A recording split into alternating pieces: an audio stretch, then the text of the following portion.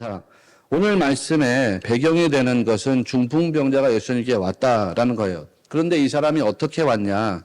다른 사람들의 의지에서 왔다는 거예요. 3절을 보십시오. 사람들이 한 중풍병자를 네 사람에게 메워가지고 예수께로 올세 이렇게 말했습니다. 여러분 다 아는 이야기죠. 이 네 사람은 어떤 사람들은 이 네 사람을 이 중풍병자의 친구라고 말하고 어떤 학자들은 이 네 사람을 중풍병자의 종들이다라고 말합니다. 그런데 중요한 거는 이 사람들의 정체가 중요한 게 아니고 이 사람들의 믿음이 중요해요. 믿음. 예수님이 그들의 믿음을 보셨다 이렇게 말했습니다. 5절을 보면 예수께서 그들의 믿음을 보시고 중풍병자에게 이르시되 작은 자야 내 죄사함을 받았느니라 하시니 이렇게 말씀했습니다. 이 사람들이 믿음을 보셨다는 거죠. 그러면 무엇을 통해서 그 사람들의 믿음을 보셨다는 거냐? 우리 잘 아는 것처럼 행위를 통해서 믿음을 본 거죠. 이 사람들의 행동을 본 겁니다. 그런데 성경은 묘하게 기록하고 있단 말이에요. 그 네 사람의 행동을 보시고 말씀하셨다라는 것이 아니라 그 사람의 믿음을 보시고 말씀하셨다 이렇게 표현하고 있어요. 그 사람들의 행동을 통해서 예수님이 그들의 믿음을 보셨다라는 것입니다. 자, 그들이 어떤 행동을 했기 때문에 그것이 믿음으로 보여졌느냐? 지붕을 뜯어냈다는 거죠. 지붕을 뜯어내고 침상을 예수님 앞으로 내렸다는 것입니다. 그때에 그들의 행위를 통해서 믿음을 보셨다 이렇게 표현하고 있어요. 자, 여기 이 대목을 우리가 이제 주목해서 봐야 되는데요. 그의 믿음을 보셨다라고 말하지 않고 그들의 믿음을 보셨다 이렇게 표현하고 있지요. 어떤 한 사람의 믿음을 보신 것이 아닙니다. 이 예수님께서 뭘 보셨냐면 중풍병자의 믿음도 보셨고 또 그를 데리고 온 네 사람의 믿음도 보셨다는 거예요. 어떻게 보면 이 총합을 본 거죠. 이 사람들의 믿음을 다 보셨다. 그러면 여러분 한번 생각해 보세요. 말씀이 상식적인 말씀이 되려면은 어떻게 흘러가야 됩니까? 물론 지금 네 명은 지붕 위에 있고 그리고 중풍병자는 예수님 앞에 있습니다. 내려와서. 예수님께서 말씀하시는데 그들의 믿음을 보셨다. 그랬으니까 그 다음 말씀은 어떻게 흘러나가는 게 상식이에요? 그들의 믿음을 보시고 그들에게 말씀하셨다. 이렇게 이야기하는 게 상식 아닙니까? 나만 그렇게 생각하는지 모르겠지만 그들의 믿음을 보시고 그들에게 말씀하시기를 얘들아 너희가 죄사함을 다 받았어. 이렇게 말씀하시는 게 기본적인 상식 아닙니까? 난 그렇게 생각하는데 여러분 생각은 어떠신지 잘 모르겠습니다. 그들의 믿음을 보셨다. 그의 믿음을 보셨다라고 하면 야, 중풍병자에게 말씀하시기를 작은 자야, 너 믿음에 너가 죄사함 받았다. 이렇게 말씀하시는 게 당연히 맞겠지요. 근데 성경은 묘하게 그의 믿음을 보셨다라고 말하지 않고 그들의 믿음을 보셨다. 이렇게 말하고 있으니까 그들의 믿음을 보셨다라고 하면 그들의 모든 죄를 다 용서하셨다라는 말씀으로 흘러가야 되는 거 아니냐 이런 말씀이에요. 그런데 예수님이 이렇게 돼 있지요. 성경에 그들의 믿음을 보시고 중풍병자에게 말씀하셨다. 5명이 믿음으로 행동했는데 죄사함의 은혜를 받은 사람은 누구입니까? 중풍병자 한 사람입니다.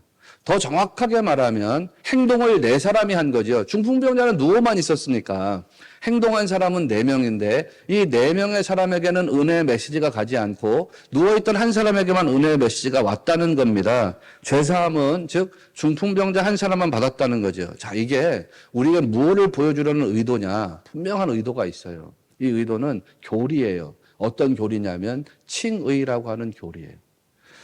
칭의는 뭐냐? 칭의는 말 그대로 의롭다고 칭함 받았다라는 것입니다. 의롭다는 역임을 받았다는 거죠. 우리 그리스도인들은 하나님께 의롭다는 인정을 받았어요. 의롭다는 역임을 받았습니다. 그런데 우리가 여기서 생각해야 되는 것은 우리가 어떤 공로가 있기 때문에 하나님이 나를 보시고 너는 의로운 자다, 너는 선한 자다, 너는 착한 자다라고 말씀하신 게 아니라는 거죠. 우리는 어떤 공로도 없어요. 그런데 예수 그리스도 십자가 보혈을 보시고 나를 보시고 하나님이 나를 의롭다고 여겨주신 것이 아니라 나를 덮고 있는 예수님의 보혈을 보시고 나를 의롭다고 인정해 주신 거예요. 나는 아무 공로가 없어요. 그런데 예수님의 공로를 보시고 우리 죄사함을 얻었다라고 말씀하셨다는 거죠. 전적인 은혜입니다. 이게 바로 칭의라고 하는 교리의 핵심 메시지입니다. 하나님이 절대적으로 은혜를 베풀어 주셨다. 나는 한 게 없는데 하나님이 은혜를 주신 거예요. 내가 갓난아기로 태어났는데 갓난아기로 태어나가지고 아버지 어머니한테 아무것도 한 게 없어요. 그런데 아버지 나를 재우시고 어머니 나를 먹이시고 전적인 은혜예요. 그런데 우리가 여기까지만 생각하면 안 됩니다. 조금 더 생각을 확장할 필요가 있는데 중풍병자는 아무 공로가 없습니다. 그런데 그 사람에게 있는 딱 하나가 있는데 그게 뭐냐면 믿음입니다. 믿음. 여러분, 믿음은 공로가 아니라고 했어요. 이 관계는 분명하게 설정하셔야 돼요. 이 사람의 믿음을 보시고 라고 했어요. 이 사람은 공로는 없지만 자기 안에 믿음이 있습니다. 그러니까 성경에서 그들의 믿음을 보시고 이렇게 나가요. 그들의 믿음을 보셨다라고 하는 말에는 네 사람의 그 침상을 들고 온 사람들의 믿음과 중풍병자의 믿음도 다 포함되어 있는 것입니다. 그러면 이 중풍병자의 믿음은 어떤 믿음이었을까? 도대체 어떤 믿음이었기 때문에 인생의 절망 끝에서 다시 일어나는 자가 될 수 있었을까? 앞에서도 말씀드렸듯이 예수님이 그들의 믿음을 보셨다라고 하면 그들 모두에게 죄사함의 은혜를 선언하시는 것이 맞습니다. 그런데 중풍병자에게만 말씀하셨다는 거죠. 작은 자야, 내 죄사함을 받았느니라. 지금 예수님이 야, 너 병이 나았어 라고 말하는 게 아니에요. 너 병이 나았어 라고 말하면 그들의 믿음을 보시고 중풍병자에게 말씀하시기를 너의 병이 나았느니라 이러면 심플하게 끝나거든요. 지금 병 났다는 이야기를 하는 것이 아니라 죄사함을 받았다는 이야기를 하고 있는 것입니다. 그러면 왜 모든 사람이 아니라 이 사람에게만 죄사함을 받았다라고 이야기하신 것일까? 아니, 목사님, 4명은 지붕 위에 있잖아요. 그러니까 이 사람한테만 하는 거지. 아니요. 그런 단순한 이유가 아닙니다. 거기에는 분명한 이유가 있어요. 어떤 이유냐면 이 사람, 이 중풍병자가 더 깊은 믿음을 가지고 있었어요. 우리에게 보이지 않지만 더 간절한 믿음을 가지고 있었단 말이에요. 오늘 본문을 보면요. 예수님이 사람들의 생각을 꿰뚫고 있었다라는 이야기를 합니다. 8절을 보십시오. 그들이 속으로 이렇게 생각하는 줄을 예수께서 곧 중심에 아시고 그랬어요. 물론 이거는 서기관들의 생각입니다. 중심에라는 말이 헬라어로 토푸누마티, 푸뉴마라는 단어 여러분 잘 아시죠? 이 성령을 말할 때 푸뉴마 쓰지 않습니까? 토푸누마티 그러면 영혼으로, 영혼에 이런 뜻이에요. 그러니까 예수님이 영으로서 알고 있었다는 거죠. 그것도 어떻게 알고 있었냐? 에피그누스 그랬어요. 헬라말로 에피그누스 그러면 에피그누스는 그냥 아는 게 아니라 정확하게 안다는 뜻이에요.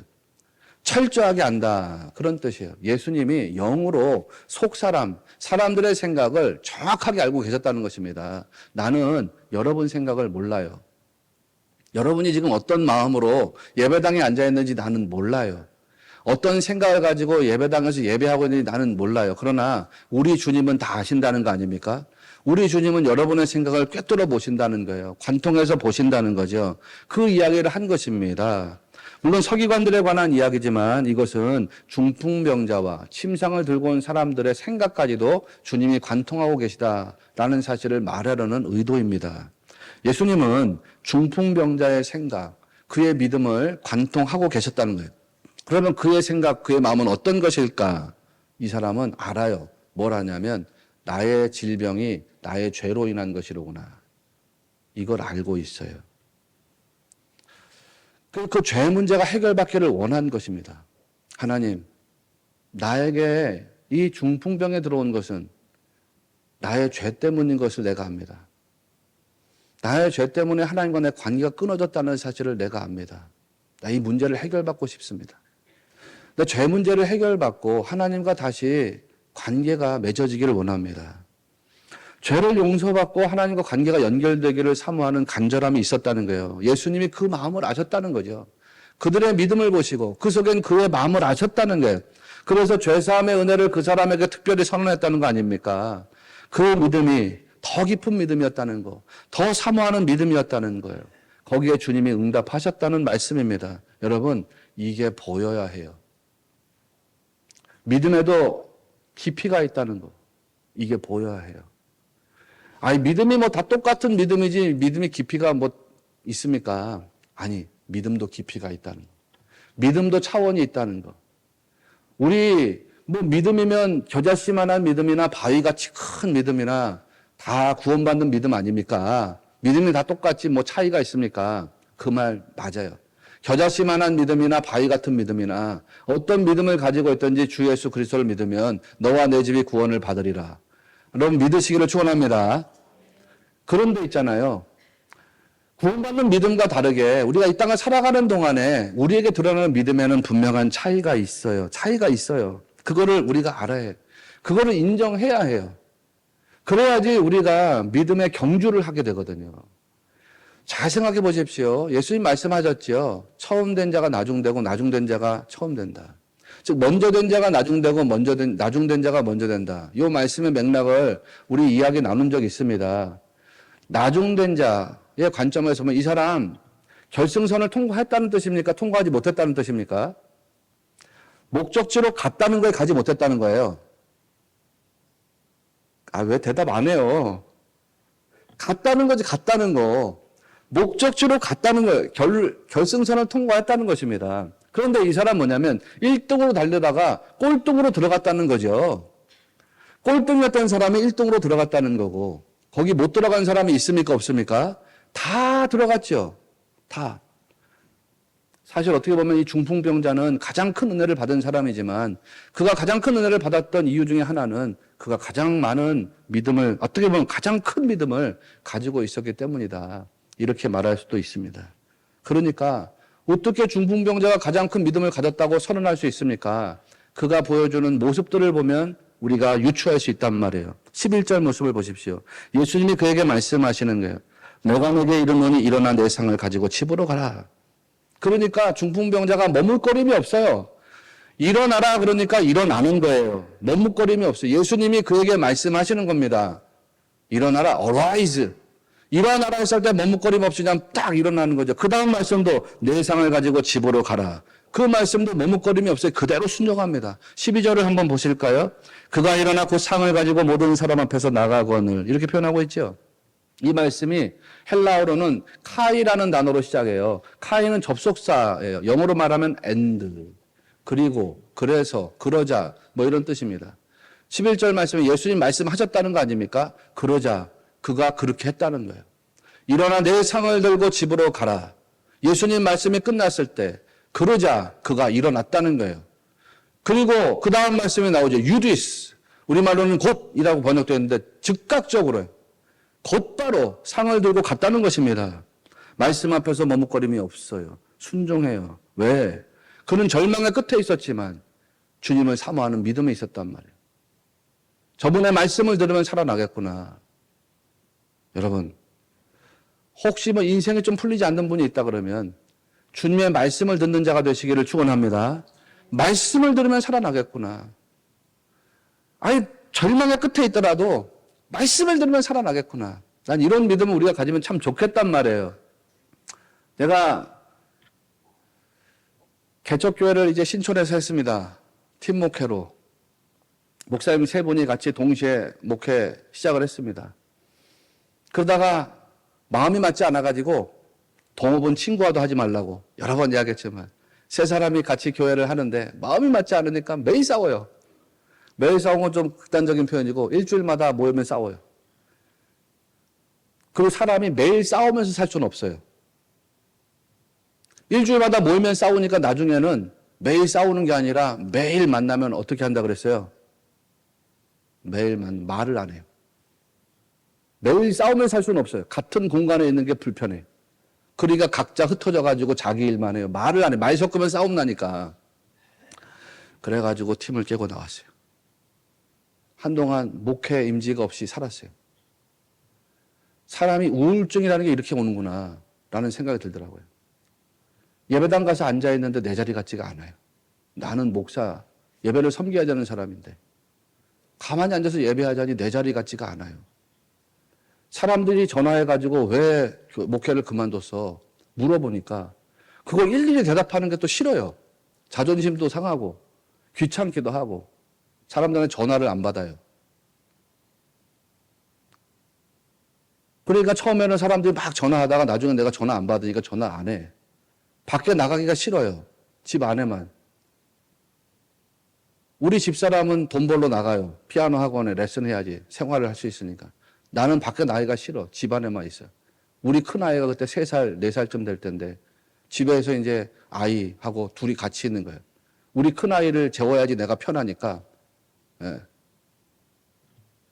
아이가 배고프면은 계란 후라이 하나 해가지고 간장하고 김치 국물하고 해가지고 비벼서 그걸 우리는 집에서는 계란밥이라고 그럽니다. 계란밥을 해가지고 아이랑 둘이 먹어요. 그리고 아이를 내 품에서 재워야 해. 그래 내가 자유로워지니까. 사람이 이렇게 우울증이 오는구나. 제 아내가 참 지혜롭습니다. 집에 있는데 당신은 왜 집에만 있냐? 밖에 나가지. 그런 얘기를 하지 않아요.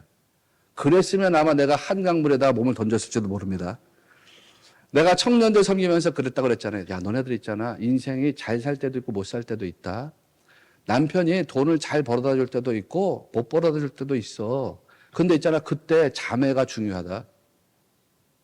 남편이 집안에 있는 모습 보면서 막 속 끓어하잖아. 왜 저 사람 왜 저렇게 집에만 있어? 막 그렇게 얘기하잖아. 그러면 그 사람 죽는다. 너가 그 사람 보는 거 답답할 거야. 아마 결혼해서. 그런데 있잖아. 그 모습을 가지고 있는 남자는 더 답답하다. 남편이 집에 그냥 가만히 있으면 그거 보면서 굉장히 답답하고 죽겠고 그럴 거야. 그런데 그 시선을 느끼는 남자는 더 죽겠다. 그때 말 잘해야 돼. 제 아내가 그러더라고요. 여보, 당신이 좋아하는 거 수영이잖아. 운동하는 거. 그러니까 점심 때 가서 수영하고 와. 뭐라 안 해요. 그 내가 우리 집 아현동에 살 때인데 아현역하고 이대 입구역 사이에 거기 중간에 30년 넘은 집에 딱 사는 겁니다. 거기에서 이 고개를 넘어가지고 마포 구민체육회관 고개를 넘어서 수영하러 가요. 12시에 자유수영하러. 돈은 누가 줘요? 집사람이 줘요. 갈 때 찬송을 부르며 가요. 겸손히 주를 섬길 때 괴로운 일이 많으나. 나 겸손히 주님을 섬긴 것도 아닌데 그냥 그렇게 고백하고 왔네. 겸손히 주를 섬길 때 괴로운 일이 많으나 구주여 내게 힘주사. 그 찬송을 부르며 가요. 수영을 마치고 넘어올 때는 오늘 우리 부른 전능하신 나의 주 하나님은 전능하신 나의 주 하나님은 능치 못할 일이 없으니 이 찬송을 부르면서 또 오는 거예요. 하나님 전능하시지. 언젠가 내 인생을 일으켜 주겠지. 그거를 놓지 않는 거예요. 내 인생은 물론 여러분이 생각할 때는 목사님 그거 아무것도 아닌데 뭘 그래요. 우리 집에는 폐물이라는 게 없습니다. 여러분에게 이야기했지만 결혼식 할 때 주고받은 금반지 2개. 제 거, 제 아내 거. 그거 외엔 아무것도 없어요. 왜? 목회하면서 다 갖다 팔아가지고. 우리 아이들 돌반지, 베일반지도 없어요. 그것도 다 팔아먹어가지고. 뭐 그거 당연한 거죠. 우리 이정욱 장로님 그러시더라고. 사업하면 다 그렇습니다. 목사님. 어느 집이나. 그래요. 어느 집이나 그렇지. 그때는 괴로웠어요. 근데 그 괴로운 시절에 그래도 말씀을 붙잡았더니 주님이 때가 되시니 일으켜 세우시더라고. 여러분도 그렇습니다. 그저 말씀을 놓지 않고 살아가는 성도가 되기를 바라는 거예요. 오늘 이 사람들이 가지고 있었던 어떤 신앙의 맥락은 뭐냐? 계속 파고드는 거. 중풍병자, 주님 앞으로 파고드는 거. 중풍병자의 친구가 주님 앞으로 파고드는 거. 말씀을 보면 어떻습니까? 마가복음 2장 2절 말씀 보면 많은 사람이 모여서 문 앞까지도 들어설 자리가 없었다. 사람이 집에 꽉 차 있어요. 문 앞까지 꽉 차 있어요. 들어갈 수가 없어요. 만약에 여러분이 그 중풍병자 친구를 데리고 온 침상 드는 자 중에 하나였다 그러면 어떻게 하셨을까요? 나는 그랬을 것 같아요. 다음에 오자. 오늘 사람 너무 많아가지고 예수님 못 볼 것 같아. 다음 기회에 가자. 오늘은 포기하자. 그럴 수도 있겠죠. 다음 기회에 예수님 만나자. 그런데 내 사람이 어떻게 합니까? 적극적으로 입구를 찾아내는 거예요. 들어갈 문이 없어. 문이 없어? 아직 거 문 만들면 되지. 길이 없어? 길 만들면 되지. 문이 없으니까 지붕으로 올라가. 지붕을 뜯어내. 문을 만들어 버려요. 거기로 예수님의 침상을 내리더라.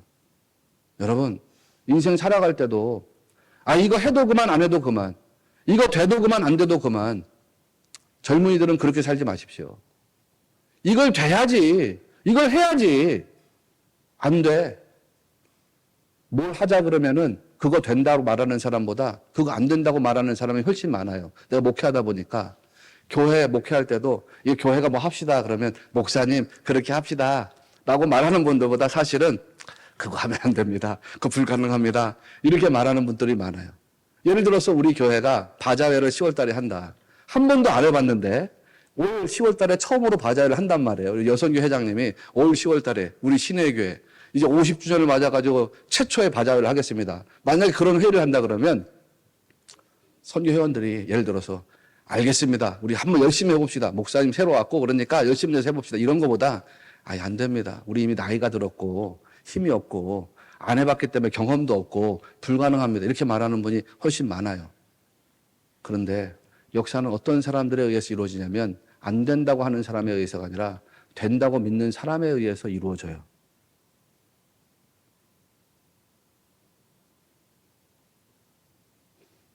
신앙생활도 그래요. 신앙생활도 파고드는 신앙생활이 돼야 돼요. 소극적으로 신앙생활하는 것이 아니라 파고 들어가요. 예배의 자리로 파고 들어가고 기도하는 자리로 파고 들어가세요. 말씀의 자리로 파고 들어가시라고. 말씀 듣는 것도. 여러분, 예배의 자리로 파고 들어가는 사람, 그런 적극적인 믿음을 가진 사람이 예배하는 시간 속에서 하나님의 임재를 체험할 줄로 믿습니다. 기도의 자리로 막 파고 들어가는 사람들이 기도의 응답을 체험합니다. 말씀의 자리로 막 파고 들어가는 사람들이 말씀의 권능을 체험하는 것입니다. 신앙생활 우리 그렇게 해보잔 말이에요. 적극적으로 파고 들어가는 사람. 중풍병자 같은 경우는 더 그래요, 더. 이 사람 침상에 누워가지고서 아무것도 할 수 없는 사람이었지 않습니까? 그런데 나는 이 사람이 만약에 행동을 했다 그러면 딱 한 가지 행동을 했을 것 같단 말이에요. 동의 안 하셔도 돼요. 내 상상력. 이 사람이 지붕에서 침상 위에 누운 채로 예수님 앞에 탁 내려왔습니다. 난 그때 이 사람이 만약에 행동할 수 있다 그러면 딱 한 가지는 했을 것 같아. 우리 어머니가 그랬거든. 뭘 했을까? 나는 눈을 똑바로 뜨고 예수님의 눈을 쳐다봤을 것 같아. 이 사람. 예수님의 눈을 쳐다보면서 예수님께 자기의 속 생각을 이야기했을 것 같아. 나 우리 어머니 명문안 갈 때마다 우리 어머니가 눈을 똑바로 치고 나를 바라봐. 그 소리가 무슨 소리인지는 모르겠는데 그 눈을 바라본단 말이에요. 나는 예수님도 그랬을 것 같아요. 침상 위에 누운 중풍병자가 내려왔을 때 예수님은 침상을 보지 않았을 것 같아요. 그 사람의 몸을 보지 않았을 것 같습니다. 나는 예수님도 그 사람의 눈을 똑바로 쳐다봤을 것 같습니다. 두 사람의 눈이 탁 마주하고 그 눈빛 속에서 생각이 소통되었을 거예요. 여러분, 신앙생활을 그런 태도로 해야 합니다. 내가 할 수 없는 것이 아무것도 없어도 주님을 향해서 시선을 고정하고 주님께 적극적으로 여러분 파고 들어가는 신자가 되시기를 축원합니다. 문제 만나면 절망하는 사람이 있어요. 그러나 반면에 문제를 만나서 그거를 기회로 여기는 사람이 있단 말이에요. 문제를 만났을 때 기회로 여기는 사람은 문제 앞에서 낙심되지 않아요. 오히려 가슴이 설레게 된단 말이에요. 성도는 특히 더 그래야 돼요. 여러분이 어떤 문제를 만났을 때 문제야! 너는 나의 기회다. 이렇게 선언해야 돼요. 왜? 문제를 만났을 때 나를 사랑하시는 주님, 나의 주인 되시는 주님, 영원히 살아계시고 영원히 왕 되신 주님이 여러분과 함께 하실 것이기 때문입니다. 그 속에서 여러분의 문제를 붙잡아준단 말이에요. 붙잡아준다고요. 일어나라. 오늘 중풍병자에게 이야기한 것처럼 arise. 이 사람이 일어나. 내 상을 들고 집으로 가라. 그 기적을 우리도 체험할 수 있단 말이에요. 여러분이 어떤 문제를 만나든지 간에 하나님을 체험할 수 있는 기회가 되시기를 축복합니다. 필립 얀시는 그렇게 말했어요. 하나님의 음성은 언제나 나를 향하고 있는데 내가 마음을 열어서 그 소리를 듣기 전에는 들을 수가 없다. 하나님의 음성이 언제나 나를 향하고 있는데 마음을 열어서 듣기 전에는 그 소리를 들을 수 없다. 여러분, 지금도 하나님의 음성은 여러분을 향해서 쏘아져 가고 있음을 믿으십시오. 마음을 열어요. 적극적으로 귀를 기울일 때 음성을 듣고 그 음성에 붙잡힌 삶을 살고 거기에 따라 기적과 능력을 체험하는 성도가 될 줄을 믿으시기를 바랍니다.